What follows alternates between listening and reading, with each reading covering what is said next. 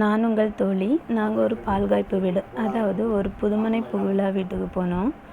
ஹோமம் கழிச்சிட்டு ஐயர் எல்லாத்துக்கும் பொட்டு வச்சுட்டு இருந்தாங்க. அதுக்கு பிறகு தாங்க பால் காய்க்கிறதுக்கு பானை அடுப்பில் வச்சுருந்து வீட்டில் உள்ளவங்க வீட்டுக்கு வந்தவங்க எல்லாரும் ஆளுக்கு கொஞ்சம் கொஞ்சம் பால் பானைக்கு ஊற்றுங்கன்னு சொன்னாங்க. எல்லாரும் வரிசையாக ஊற்றிட்டு இருந்தாங்க.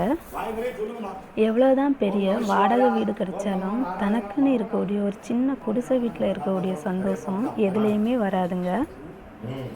வாடகை வீட்டில் குழந்தைங்க ஆசைப்படக்கூடிய நாய், பூனை இது வளர்க்குறதுக்கும், பெரியவங்க ஆசைப்படுற செடி வளர்க்குறதுக்கும் அல்லாமல் கோழி வளர்க்குறதுக்கும், ஒரு 2 முட்டை கிடச்சிடாதான்ட்டு கோழி வளர்க்குறதுக்கும் எதுக்குனாலுமே ஓனர்கிட்ட பெர்மிஷன் கேட்க வேண்டியது இருக்குது. அவங்களும் பெர்மிஷன் தருவாங்க. எல்லாம் யோசித்து அலசி ஆராய்ஞ்சு தான் நம்மளுக்கு பெர்மிஷனே தருவாங்க.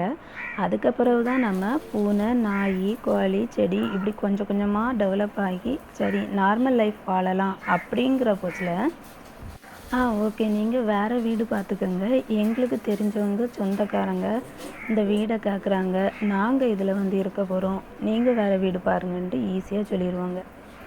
இது தாங்க வாடகை வீட்டில் இருக்கக்கூடியவங்களோட நிலமை. அதனால் நீங்கள் செலவு பண்ணுறதில் ஒரு பகுதியை சேமித்து வச்சாலே போதுங்க. ஒரு சின்னதாக ஒரு இடம் வாங்கி அதில் சிம்பிளாக ஒரு வீடு கட்டி நீங்கள் குடியேறலாம். பால் பொங்குற டைம் வந்தாச்சு. பால் பொங்குதுங்க. யாருமே குலவை விடல.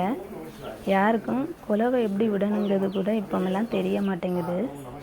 பால் பொங்கின பிறகு சீனி போட்டு வந்திருக்கவங்க எல்லாத்துக்குமே விளம்புனாங்க. புது வீடு கட்டின இவங்களுக்கு ரொம்ப சந்தோஷங்க. இதுதான் அவங்க வீட்டில் சாமி ஃபோட்டோ வச்சுருக்காங்க, அவங்களோட 2 குழந்தைங்க. இந்த வீடியோ பிடிச்சிருந்துன்னா லைக் பண்ணுங்கள், ஷேர் பண்ணுங்கள், கமெண்ட் பண்ணுங்கள், மறக்காமல் சப்ஸ்கிரைப் பண்ணுங்கள்.